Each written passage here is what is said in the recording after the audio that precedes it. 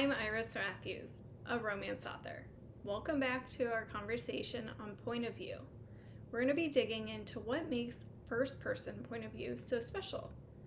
Of course, with first person, we are seeing those pronouns of my, me, I, myself, floating around, and we are within the character telling the story. But what does that do? It really provides a level of intimacy and immediacy. There's a merging of character and action so that we don't necessarily have to be told why a character is making any given choice once we've gotten to know them and feel we are inhabiting them.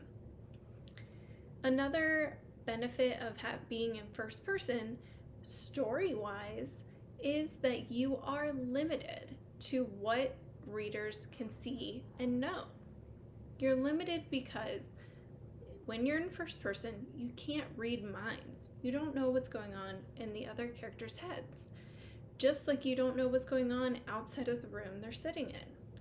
So you're having to infer a lot of information based on the characters around the main protagonists and body language, tone, and those things are going to really show high levels of writing.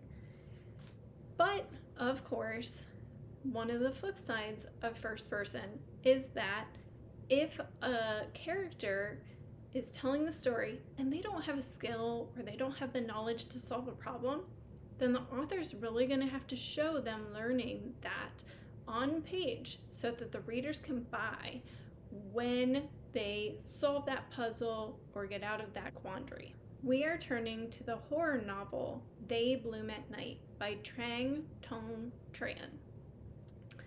In this novel, it is told in first-person present tense, and it is the story of a town hit by a hurricane, plagued by a mysterious red algae bloom and whispers of monsters in the water. But the main character, Moon, is distracted by the monster within herself. Do beware, there is a little bit of language in these excerpts. Let's get to it, starting in chapter 6. She jumps to a question I didn't expect. Why don't you know how to swim? Your family shrimp for a living. Of course, I should know how to swim, but no one has ever taught me. Dad did not want a daughter on his boat, and we work in the water, not play in it. I can't bring myself to admit that it was either a deliberate choice or a careless oversight by my parents. I guess it isn't ladylike, I say, which only makes me look stupid. Well, you're definitely not a lady, Covey says, and my heart, despite itself, beats. You're a shark, like me. We're meant to swim, but not inside tanks. Is it a compliment or an insult? We already are seeing that immediacy, that intimacy, and we also are seeing that Moon is lacking a skill. Plus, she's having to infer what Covey might mean by her comment. Chapter 8. Chest tightening, breath loose, laboring. I rush as quietly as possible to the tiny bedroom in the back. Mercy has always brought out the worst in me, alone especially. I'm already falling apart. I am pathetic. I am stupid. And God, I itch! From the rash on my side to my shoulders, all drenched with sweat, to my neck, which pulses intensely. I want to tear everything off, and I am tearing off my sweater when my fingertips touch something wet, like a flower. The side of my neck blooms. It gulps air. I tamp down a scream, confused.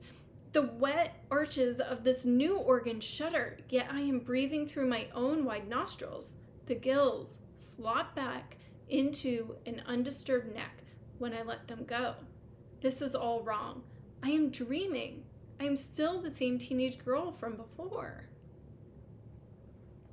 This time, we definitely are in the heart of Moon's distress. Okay, chapter 15. The next chamber is large, and the walls are bookcases, packed with complete collections of encyclopedias. Here is the one place that doesn't smell like a moldy rug. It smells like an oil lamp and something warm. Paper crunches beneath my shoe. I bend down to inspect the neon green candy wrapper. That's when a floorboard squeaks behind me.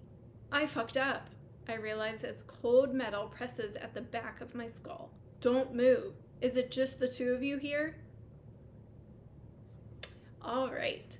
Because we're in first person, we, as the reader, don't know that there's somebody else in the room with Moon and Covey. That surprise comes to us just as it does to Moon. Last passage, chapter 22. On the wooden deck is a raised circular pool, black tarp sealing off the top. Covey pulls the tarp away, revealing clean, chlorinated water. I know it's ridiculous, she says, but it's useful. Like right now, you need to learn how to swim. My mouth opens, then closes. This is an improvement from swimming in the swamp, but quite honestly, given my impending transformation to oceanic monster, I was banking on instinct kicking in. So this is a little tongue-in-cheek moment here from the author, letting us know, of course, Moon needs to learn how to swim. Just because she's sprouting gills and fins does not mean that she gets a free pass. It is so important when you're writing in first person that we are able to see the characters' learning skills so that they can get out of situations later. When they're putting in the backpack, there's certain props that they need.